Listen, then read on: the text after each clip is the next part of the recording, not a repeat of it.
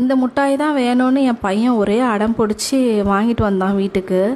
நான் பார்த்துட்டு என்னடா இது பேரும் இல்லை, என்னைக்கு தயாரித்ததுங்கிற டேட்டும் இல்லை, குடுறா அப்படின்னு சொல்லிட்டு 2 அடியை போட்டு வாங்கி கிச்சனில் ஒளிச்சு வச்சுட்டேன்.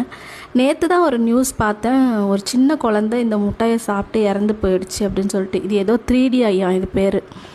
நானும் இந்த முட்டாயில் அப்படி என்னதான் இருக்குது ஓப்பன் பண்ணி பார்ப்போமேன்னு சொல்லிவிட்டு என் பையன் ஸ்கூலுக்கு போனதுக்கப்புறம் ஓப்பன் பண்ணி பார்க்குறேன். இது எப்படி சொல்கிறதுனே தெரியலங்க.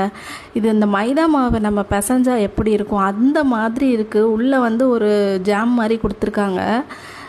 நீங்கள் ஒரு 10 செகண்டு உங்கள் கையை வந்து அசைக்காமல் அப்படியே வச்சிங்கன்னா அந்த கையை அப்படியே ஒட்டிக்கிடுது. விரல் ஒன்றோட ஒன்று எடுக்க முடியல.